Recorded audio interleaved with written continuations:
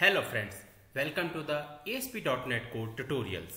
In this video we will discuss about the controller in ASP.NET Core and we will see how the controller is useful in the ASP.NET Core, and apart from that we will create the controller and we will see how we call a controller in ASP.NET Core. So let's understand what is the controller in ASP.NET Core. So controller is basically a main part of an .NET Core application, and the extension of the controller classes is basically .cs if we are doing a programming in the C# language. If we are doing a programming in the VB language, then the extension will be .VB. So the main purpose of the controller is used to do all the operations, like whatever the request is coming, it do all the process of the incoming request and do all the operations on the model class. For an example, if I have created a model and I have to render that model data into the view, so all those operations is basically done by the controller. So in the coming video we will discuss what is the models and what is the view. In this video we will cover only the controllers. So controllers are stored inside the controller folder in the root of the web application. So in the previous videos also we have seen, like in the application we have a controller folder. So all the controller which we are going to create, we will create all the controllers inside the controller folder. And controllers are the basically C# classes contain the public method are called action method. So in the C# what we do basically, like when we create a method, so every method has a return type. That method can return any string or any void, means any type a method can return. In similar to way, the action method is also similar to the method which can return anything, and those method is basically a public method. These action method handle the HTTP request as well and prepare the response to be sent to the client. That we will see how we do all these things. And in ASP.NET Core MVC application, the controller classes should and must be inherited from the controller base class. In the case of if we are going to create an API, then that class should be inherited from the controller base class, otherwise that should be inherited from the controller. So this we will see in a bit when we will create a controller in ASP.NET Core. And apart from that, in one application we can have number of the controller as per our requirement. For an example, if we are going to create a student management, then like for getting all the student data we can have a different controller, and like if we want to create a different teacher related to all the teacher information, what we can do, we can create another controller called teacher. So that is on our requirement. We can create a number of the controller, and every controller we will create inside the controller folder. And for every new functionality we can create a new controller. As I explained, like for the teacher and for the student, we can create the different controllers. So how basically a controller workflow in the ASP.NET Core. So for an example, like I have created a controller. So what the controller do, it take the request from the client, like this is the controller, it take the request from the client, and according to that it do process to the view and the model, and then it take the response and send back to the client. So this is the purpose and this is the main focus of the controller, is basically do all the operation and take that data from the model and show in the view, and then that view show to the client. So that we will see how it works. So what is the role of the controller in ASP.NET Core? So as we have seen, a controller is used to group action in ASP.NET like action in action methods. The controller is responsible to handle all the incoming HTTP request. The mapping of the HTTP request is done using the routing. The other feature like caching, security can be applied to the controller as per our requirement.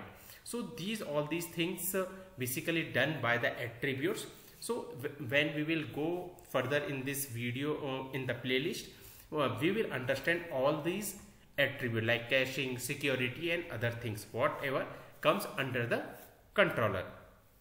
So what is the action method? So before that, let's create one controller in our application. So I'm going to use this this is the project which we create previously.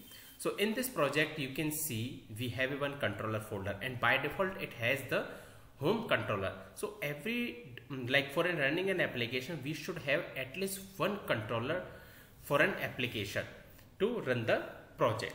So now let's create our controller. So what I'm going to do, I'm going to create a controller. So what you have to do, you have to right click on the controller folder and click add, and here you can see the controller.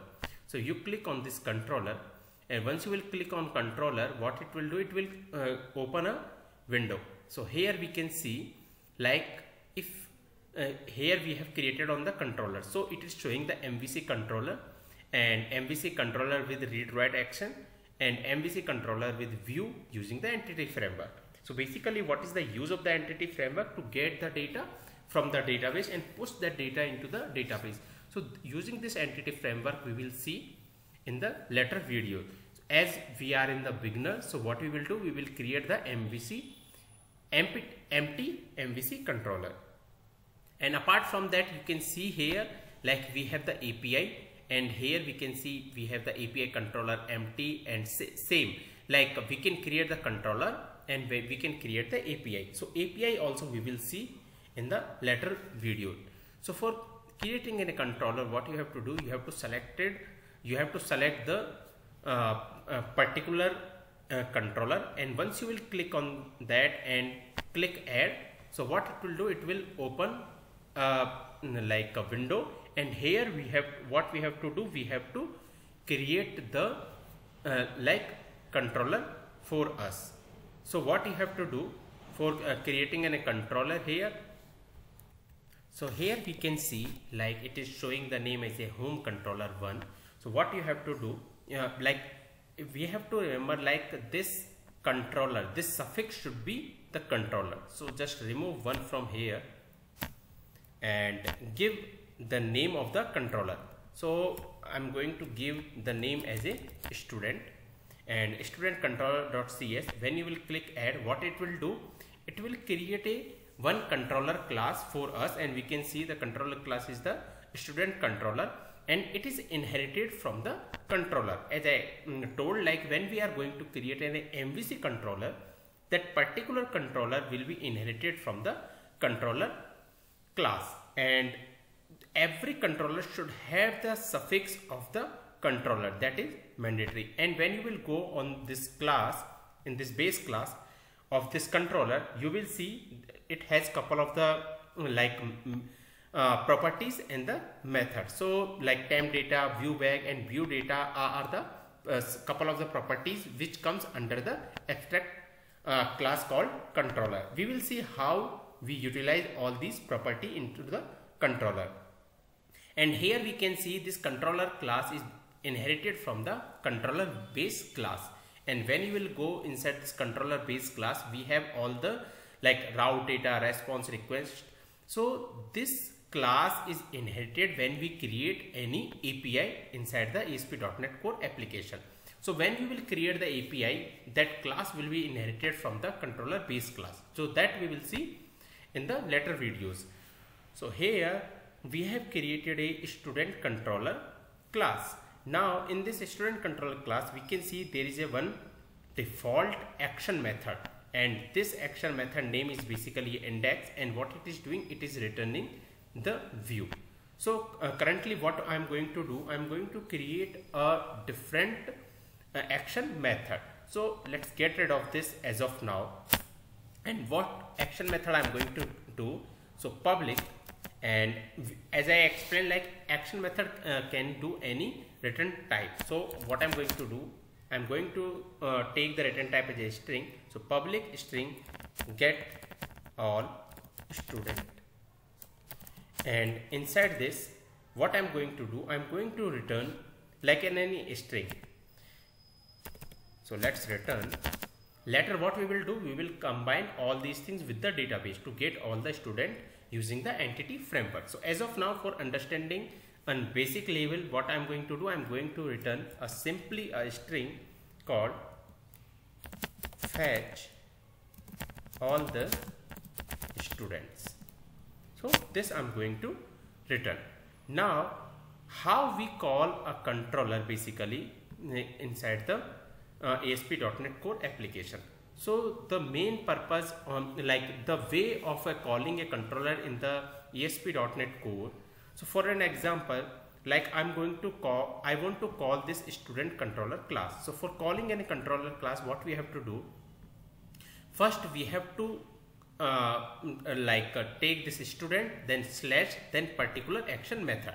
Like for an understand, in the startup class we have one middleware called map default controller route, and when you will go to this definition and when you will expand it, here you can see like what is the process of calling an action method. So the controller first, then the action method. So if we don't have any if we are not giving any controller, then by default what it will do, it will call the home and then action method as a index. If there is any ID, then it will take that particular ID. So this is the way of calling a controller in ASP.NET Core application. So we have created a student controller, and inside that we have one action method called get all student, and by default we have the home controller and which has the action method called index. So when I will run at the first time, what it will do, it will create it will call this home controller and the action method will be index, and the return type will be like calling MVC controller. So let's see how it will show. So we can see it is showing the calling MVC controller. Now for calling our controller, what we have to do, we have to write student and then slash, and what method we have given, get all student. So once you will hit, we can see what is the return type here, fetch all students. Let's go here and we can see now what we are returning from here, fetch all students. So it is showing the same data. So basically how we call a controller, this is the base URL, and then we have to give the controller name and then the action method name. Now for an example, let's close this one. What I'm going to do, I'm going to create another action method called public string get student by ID, and what it will take, it will take the ID, and inside this one what I'm going to return student which has ID and whatever the ID we are passing from here. So how we will call it now? So it is similar to that. What we have to do, we have to first write the student, then slash, then this action method name, and then slash, and then an ID. We have to pass that particular ID. So let's write student and then get student by ID and then slash 1. If I will do slash 1, and we can see here what it is printing, student which has ID 1. If I will make instead of 1, if I will put as a 5, what it will do, it will show student which has ID 5. So this is the way of calling an controller action method in ASP.NET Core application. And how we create controller in ASP.NET Core, what you have to do, in the controller folder you have to right click, add, and then controller, and then we have to select the MVC controller. So this is the way of creating an action a controller and the action method in the ASP.NET Core application.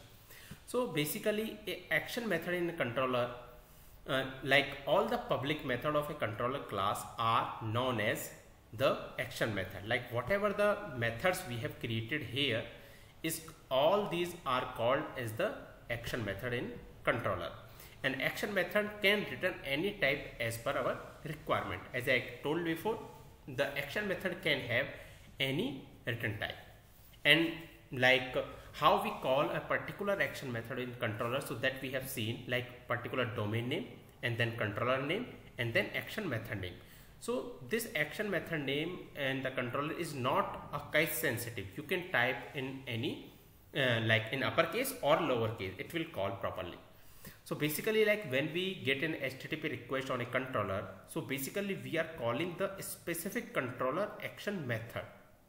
Like for an example, like if I'm calling this particular student controller method, student controller class, then it's basically we are calling any particular action method.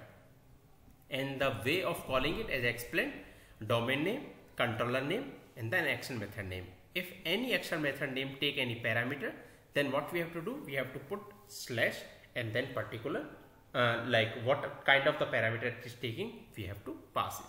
So this is the way of calling in a controller and a particular action method in ASP.NET Core application. So if you have any question and doubt, please comment. Thank you.